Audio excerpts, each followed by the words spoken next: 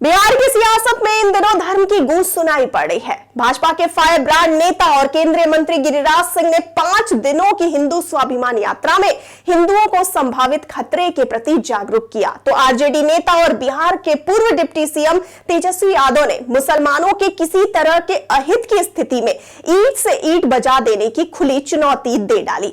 इस सियासी तनातनी के केंद्र बने गिरिराज सिंह की यात्रा का उनकी पार्टी भाजपा ने ही समर्थन नहीं दिया, जबकि नीतीश कुमार की पार्टी जेडीयू ने बिहार में उनकी यात्रा को फिजूल बताया। मगर सीएम नीतीश ने ना उनकी यात्रा रोकने की कोशिश की और ना ही पार्टी का साथ नहीं मिलने पर गिरिराज सिंह ने अपनी यात्रा ही स्थगित की। 80 के दशक के आखिरी वर्षों में भाजपा के सीनियर लीडर लालकृष्ण आडवाणी ने अयोध्या में राम मंदिर निर्माण के लिए रथ यात्रा निकाली थी। उस समय बिहार में आरजेडी सत्ता में थी और लालू यादव सीएम थे। आडवाणी की यात्रा ने जब बिहार में प्रवेश किया तो लालू यादव की पुलिस ने उन्हें गिरफ्तार कर लिया। उसके बाद से ही मुस्लिम समाज लालू को अपना हितैषी मानने लगा। बिहार में बना मुस्लिम यादव एमवाई समीकरण आरजेडी का वोट बैंक बन गया। आज भी अगर आरजेडी की बिहार में कोई ताकत है तो वह मुस्लिम यादव समीकरण का वोट बैंक ही है। आपको बता दें कि गिरिराज सिंह ने अपनी यात्रा के दौरान बांग्लादेशी घुसपैठ से बिहार के सीमांचल में बदल रही डेमोग्राफी के प्रति हिंदुओं को सचेत किया। उन्होंने बांग्लादेश में हिंदुओं के साथ हो रहे व्यवहार की याद दिलाई और कहा कि हिंदू सचेत नहीं हुए तो बांग्लादेश जैसी स्थिति अपने यहाँ भी आ सकती है। उनके सुर में सुर मिलाया अररिया के सांसद प्रदीप सिंह ने। उन्होंने कहा कि अररिया में अगर किसी को रहना है तो हिंदू बनकर रहना होगा। हालांकि भाजपा ने इसे उनका निजी बयान करार दिया है। आपको बताते चलें कि आरजेडी की ओर से तो गिरिराज की हिंदू स्वाभिमान यात्रा का विरोध स्वाभाविक है, मगर आश्चर्य की बात यह रही कि भाजपा के प्रदेश अध्यक्ष ने भी उनकी यात्रा से पल्ला झाड़ लिया।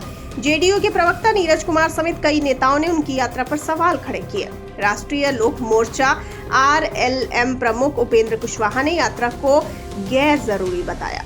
आरजेडी का बिहार में सहयोगी सीपीआई एमएल के महासचिव दीपांकर भट्टाचार्य ने तेजस्वी यादव की तरह ही यात्रा को दंगा भड़काने वाला बताया है। तेजस्वी ने तो यहां तक कह दिया कि अगर बिहार में कोई गड़बड़ी हुई तो वे ईंट से ईंट बजा देंगे। आपको बताते चलें कि धर्म के नाम पर वोटर बटे तो सबसे अधिक नुकसान नीतीश कुमार को होगा। नीतीश कुमार ने अभी तक अपनी छवि धर्मनिरपेक्ष नेता की बना रखी है। भाजपा के साथ रहने पर उन्हें वैसे भी मुसलमान वोटों के खिसकने का खतरा है। यही वजह रही है कि लोकसभा चुनाव के दौरान उन्होंने मुसलमानों को सफाई दी थी कि भाजपा के साथ रहकर भी उन्होंने मुसलमानों का कोई अहित नहीं होने दिया, तो आगे भी वे अहित नहीं होने देंगे। मुसलमानों के प्रति उनके मन में कोई नफरत नहीं है। इसे साबित करने के लिए वे मजारों पर चादर पोशी के लिए जाते रहे हैं। आरजेडी से उन्होंने बड़ी मुश्किल से मुसलमानों को सबसे पहले अपने पाले में किया था। इसीलिए गिरिराज सिंह की यात्रा उनके लिए सबसे बड़े खतरे का सबब बन सकती है। आपको बताते चलें कि बिहार में करीब 17.7% मुस्लिम वोटर हैं। 47 सीटों पर मुस्लिम आबादी जीत और हार तय करती है। CSDS के आंकड़ों की माने तो 2020 विधानसभा चुनाव में 77% मुस्लिम वोट महागठबंधन को मिले थे। 2020 में नीतीश कुमार को पार्टी ने 11 मुस्लिम उम्मीदवारों को टिकट दी थी, मगर एक भी जीते नहीं थे। नीतीश कुमार के लिए ये पहला एक्सपीरियंस था कि उनकी पार्टी से एक भी मुस्लिम कैंडिडेट चुनाव नहीं जीता। 2020 में ही 11% मुस्लिम वोट के साथ ओवैसी की पार्टी ने 5 सीटों पर जीत दर्ज की।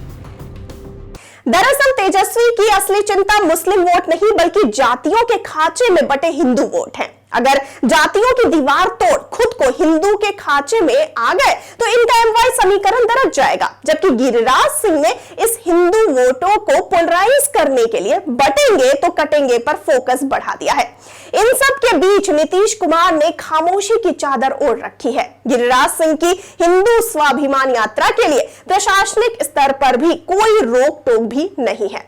आपका इस पर क्या कहना है? आपकी क्या राय है? हमें फटाफट से बताइए कमेंट सेक्शन में। और साथ ही जाते जाते इस वाले वीडियो को कर दीजिए लाइक और शेयर और चैनल को सब्सक्राइब करना बिल्कुल न भूलिए। मुझे दीजिए इजाजत। नमस्कार।